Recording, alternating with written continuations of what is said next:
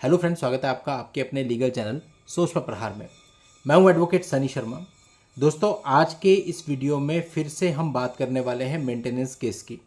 दोस्तों, maintenance case जो होता है इसके अंदर कई बार हमें पहले से पूर्व निश्चित होता है कि मेंटेनेंस का ऑर्डर होगा। वो परिस्थितियां होती हैं जहां पर हमें पता है कि वाइफ कोई काम नहीं करती है। वाइफ शादी के बाद भी कोई काम नहीं करती थी, शादी के पहले भी कोई काम नहीं करती थी, यानी उसकी सोर्स ऑफ अर्निंग हम दिखाई नहीं सकते क्योंकि है ही नहीं। तो वहां पे हमको पहले से पता है कि मेंटेनेंस बन जाएगा। अब इस प्रकार के जो केस होते हैं उसमें चाहे आप नौकरी पेशा हैं, चाहे आप बिजनेसमैन हैं, आपका सिर्फ एक पर्पज होना चाहिए कि आपके ऊपर भविष्य में जो भी मेंटेनेंस लगेगा वो कम से कम कैसे होगा। इन परिस्थितियों में यदि आप ये सोचते हैं कि मेरे पे मेंटेनेंस नहीं लगेगा क्योंकि लड़की ने तो झूठ बोला है या इस प्रकार की चीजें, तो आप केवल अपने आप को धोखा दे रहे हैं। तो सबसे पहले ऐसे केसेज में आपको खुद को मेंटली प्रिपेयर करना पड़ता है इस चीज के लिए कि कुछ ना कुछ मेंटेनेंस तो आपके ऊपर बंधेगा। अब आ जाते हैं सेकंड कि इस प्रकार के केसेस को डील कैसे करते हैं। देखिए, आपको यह तो पता चल गया कि भाई लड़की के पास कोई भी फिक्स सोर्स ऑफ अर्निंग नहीं है। लेकिन दोस्तों, ऐसे मामलों में भी कई बार ये होता है कि लड़की के पास कोई बैंक अकाउंट होते हैं जिसमें उसका अच्छा खासा बैलेंस पड़ा होता है, या फिर उसके पिता ने उसके नाम पे कोई एफडी कराई होती है, या फिर उसके नाम पर कोई प्रॉपर्टी होती है, या फिर उसके नाम पर कोई डीमैट अकाउंट होता है, या इस तरह की कोई भी और चीज।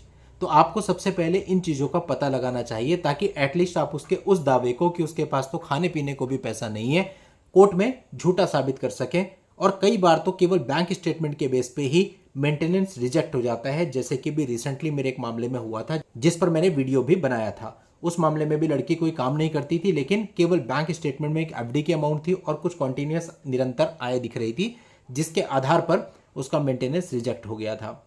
तो कई बार होता है कि लड़की कोई काम कर रही है, ट्यूशन पढ़ा रही है, या यूपीआई से उसके पास पैसे आ रहे हैं, तो इन सब चीज़ों को अच्छे आर्ग्यूमेंट करके आप अपने मेंटेनेंस को बचा सकते हो या फिर एटलीस्ट कम तो करवा ही सकते हो। तो अब आप मेंटली इस चीज़ के लिए प्रिपेयर हैं कि कुछ तो मुझ पर लगना ही है। अब आपको सिर्फ इतना करना है कि अगर लड़की सब कुछ हाइड करके आ रही है, वो बैंक स्टेटमेंट नहीं दे रही है, और आप ये सोच रहे हो कि ये कुछ करती तो है ही नहीं, क्या बैंक स्टेटमेंट मांगने आगे बढ़ जाओ, तो ऐसा आपको नहीं करना है। कई बार होता है कि बैंक स्टेटमेंट से कुछ ऐसी चीजें पकड़ में आ जाती हैं जो आपको पता नहीं होती। हो सकता है उसकी कोई एफडी मैच्योर हुई हो, वो बैंक अकाउंट में आई हो और वो अमाउंट काफी मोटी हो, या कुछ भी। ये तो सिर्फ एक एग्जाम्पल है। अभी रिसेंटली बैंक अकाउंट से लड़की के 2 नए अकाउंट और एक डीमेट अकाउंट पकड़ में आया, जिस पर अभी कल ही मैंने 91 सीआरपीसी बनाया है। तो इस तरह की चीजें हो जाती हैं, इसलिए आपको बैंक स्टेटमेंट जरूर लड़की की कॉल करनी चाहिए। 91 सीआरपीसी या 94 बीएनएसएस अगर नए लॉ में केस दर्ज हुआ है तो इन एप्लीकेशंस को लगा के आप उसकी बैंक स्टेटमेंट लीजिए, फिर एक एक एंट्री को बहुत अच्छे से एनालाइज कीजिए। जब आप एनालाइज करेंगे तो हो सकता है कि कहीं पे आपको कुछ ऐसा मिल जाए जो कि आपके काम आ जाए। अब ये इस प्रकार की अगर आपके पास 2-4 पॉइंट भी पकड़ में आ गए बैंक स्टेटमेंट से, तो आप इस पे अच्छे खासे आर्ग्यूमेंट कर सकते हो। तो ऐसी परिस्थिति में दोस्तों ऐसा होता है कि अगर आपने वो मेंटेनेंस अमाउंट लिमिटेड कर दी, नहीं लगी वो तो बहुत ही अच्छा है, बट लिमिटेड भी कर दी, मीन्स लड़की सोच रही है कि उसको 50,000 रुपये महीना मिलेगा, लेकिन आपने उसे 10,000 रुपये में सीमित कर दिया। या लड़की सोच रही है मुझे 20,000 रुपये महीना मिलेगा, आपने उसे 4,000 रुपये में सीमित कर दिया। तो उनका मेंटल ब्रेकडाउन अपने आप हो जाता है, क्योंकि उनको समझ में आ जाता है कि मांगा हमने जितना था उसका हमें इतना सा भी नहीं मिला, और अब वो जो इतना सा लगा है वो भी प्रॉपरली मिल नहीं रहा है, उसके लिए भी बार बार एग्जीक्यूशन फाइल करना है।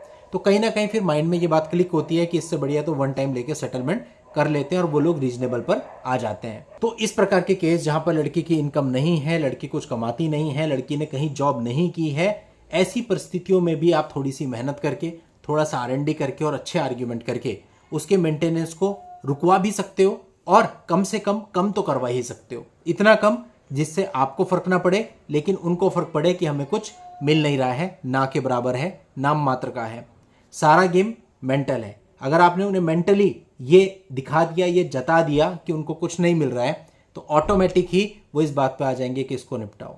सब गेम मेंटल ब्रेकडाउन का है। जिस पार्टी का मेंटल ब्रेकडाउन हो गया वो डूब गया। लड़के का हो गया तो देने को रेडी हो जाता है, लो जी 30 लाख रुपए भी ले लो लेकिन निपटा लो। और लड़की का हो गया तो वो भी इस बात पे आ जाती है कि जो लड़का कह रहा है उतने पे निपटा लो।